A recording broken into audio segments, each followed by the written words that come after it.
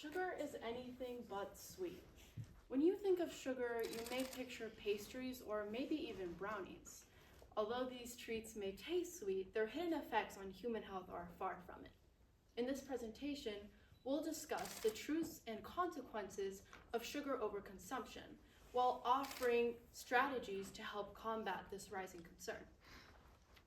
To preface this presentation, when we say sugars, we are referring to both natural and artificial sweeteners.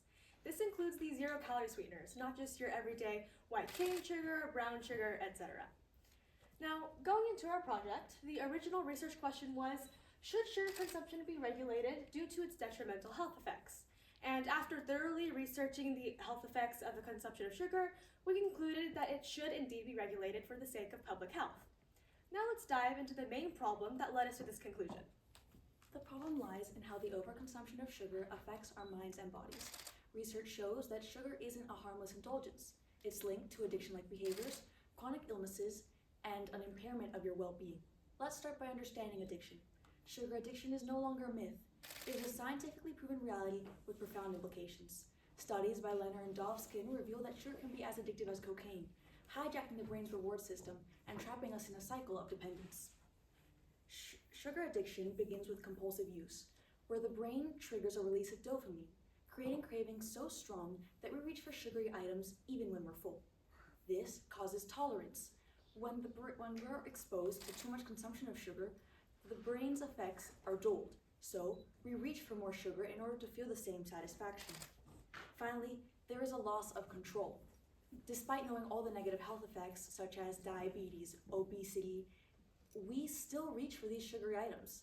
We are forced and we can't stop it, due to the neurological pathways that are associated with addiction. So this isn't a failure of willpower, it is biochemistry at work. Sugar rewires the brain, turning indulgence into dependence, and fueling a public health crisis that needs systemic change in order to combat its widespread grip. Now let's address some of the other prominent health effects of the overconsumption of sugar. The first of which being cardiovascular death.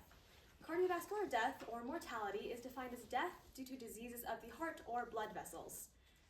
And in a study done by a British medical journal writer, Michael McCarthy, it was found that consumption of 10 to 25% of daily calories from added sugars already leads to a 30% higher risk of cardiovascular mortality. Sugar also additionally affects metabolic health. Edit Posta, a researcher at UND, discovered that when artificial sugar is consumed, it binds to sweet taste receptors like T2R38. When these artificial sugars bind to the receptors both in the mouth and gut, it alters their function. Over time, this rewires the brain to prefer and crave overly sweet foods, leading to the avoidance of naturally bitter foods like vegetables. Overall, this dietary imbalance is a contributing factor to metabolic and inflammatory diseases. The next area of focus is the immune system. Researcher Heeman and Poole at UWC conducted an experiment in which LPS, a bacterial endotoxin, was introduced to the body, while simultaneously consuming artificial sugar. They found that this resulted in the body's inability to produce IL-6, overall meaning that the consumption of artificial sugar stopped the body's ability to protect against intruders. Sugar also has a prominent effect on cognitive function. While we do acknowledge that sugar is important as cognitive fuel, too much is definitely negative. In the American Journal of Public Health, Lian, Lars et al. Conducted a study on adolescents and found correlation between mental distress, hyperactivity, and the consumption of sugar, with there being a direct dose-response relationship between hyperactivity score and the number of sugary soft drinks consumed, meaning there's a direct causation between sugar and hyperactivity. Now, with all of this being said, it is still true that sugar is important for cognitive function. The Harvard Medical Magazine even acknowledges this in its Sugar and the Brain, explaining how sugar acts as cognitive fuel, especially as glucose plays a critical role in executive control areas of the brain.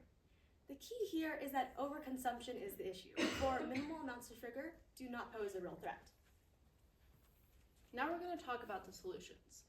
We have compiled two solutions, the first of which being the taxation of sugar. Through taxing sugar, we hope to incentivize a healthier purchase, thereby reducing the amount of artificial or overall sugar consumed and overall increasing public health. These points are proven by Kelly D. Bronwell, a scientist specializing in public health. Additionally, in her article, she points out that the revenue generated from this tax could actually have a dual use and be utilized as donations to obesity preventing programs. Let's talk about why Solution 1, while a step in the right direction, falls short at addressing the core issues comprehensively. Firstly, it disproportionately impacts lower income families who often rely on sugar-laden staples, making it a regressive measure. Secondly, its limited effect in changing consumer behavior.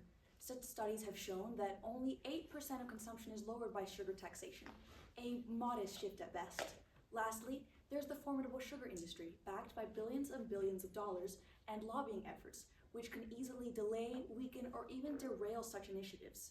Now, all these shortcomings highlight the need for a more transformative and effective solution, and that is where Solution 2 would come in. Our second solution is content regulation, meaning limits on the amount of sugar that manufacturers can put in their products. We concluded the best way to approach this would be to limit the sugar percentage allowed per serving of processed food goods. This solution directly reduces the overconsumption of sugar by reducing the sugar content itself through production limits. And in doing so, we are able to directly increase the nutritional value of these previously sugar-laden goods. And in decreasing the amount of sugar, we can also decrease the addiction to it, as we are reducing the amount of the addictive substance. Likewise, Solution 2 also contains limitations. A marketing professor, Christopher O. Keller, discovered that although some companies may prosper with the introduction of sugar-free items like Diet Coke, other companies may not face the same success. And this is due to three main factors. The first of which being consumer resistance. People may dislike changes in taste. After being accustomed to certain items, the alteration could be disappointing to consumers. Secondly, market impact. Smaller businesses with little financial stability could face economic closure or strain because they can't afford to reformulate their products. And lastly, international trade issue. Imported goods from countries like China, Brazil, or Mexico may not adhere to these regulations, causing conflict due to different standards. Given all these challenges, Solution 2 is still the best step forward. This approach directly tackles sugar overconsumption while aligning perfectly with broader public health goals.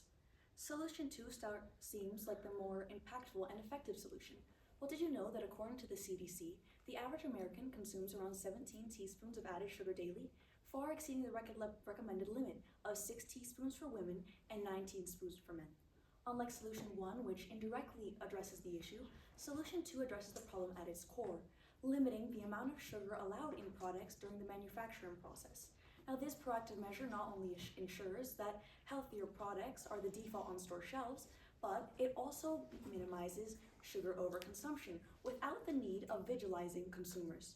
Furthermore, it also goes very well with the public health goals, reducing cases in diabetes, obesity, and heart disease. So, by creating systemic change, Solution 2 helps both the individual and society, creating a more holistic path towards better health goals. See, this solution also benefits all consumers equally, regardless of their socioeconomic status. With our first sugar tax solution, while it does address the issue, it has a greater impact on lower classes. With this solution, we're able to overall reduce the amount of sugar regardless of food cost. Additionally, we also ensure company compliance with this solution, as companies will be forced to manufacture goods with sugar regulations and overall reduce the amount of sugar. Lastly, with our first solution, the reduction of sugar is dependent on consumer behavior, as they are still able to buy sugary food products just at a higher price. But with this solution, even if the goods are bought, the overall amount of sugar is still reduced. In this way, we're able to reduce the dependence on consumer behavior and successfully reduce the overconsumption of sugar. Okay. First question for Sophia. Give one specific way that your thinking changed as a result of learning about Isabel's findings.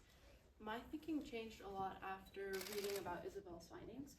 she talked a lot about addiction and how the D2 regions of the brain are affected as they build tolerance towards sugar. So personally, before I had read her research, her mock IR, my research was all about artificial sugar and all these negative health effects. So I thought that sugar was mainly a decision you made to consume. I hadn't seen it as an addiction, but Isabel's findings presented it as a real addiction, not just a choice that you make.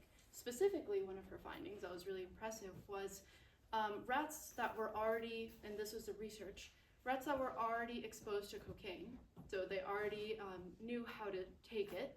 They were given the option between sugar and cocaine, and they actually went towards the sugar diluted water. And so I found that very impressive, and it really changed my understanding of the problem and the overall resolution that we had. Okay, thank you. Isabel, reflecting on your colleagues' work, which one had the greatest impact on your overall understanding of the problem your group identified? Well, I would say that Sophia's research was the one that impacted me the most. After having researched sugar addiction, I had originally thought that an ideal solution would be finding a substitute, until we looked into it and she showed me that artificial sugar comes with its own handful of negative effects. So it really made me think about our solution as a way to, limit sugar consumption overall, not just natural sugars, because both affect your body quite poorly. Okay, thank you. And Leah, what is an example of a compelling argument from one of your peers' individual reports that you decided to exclude from your team's presentation, and why? One of the reports that we excluded from the presentation was actually in Sophia's individual report, where she addressed that there was a misconception of artificial sugars causing cancer, but it was found that that was actually oddly specific to very specific types of artificial sugars. And although this was an interesting finding, and it does show another perspective on artificial sugars and how there are misconceptions about the negative effects of it, we do not feel it contributed much to our overall argument, and we wanted to focus a little less on the problem and more on the solution, and also for time's sake, it ended up being excluded from the overall presentation. Okay, thank you.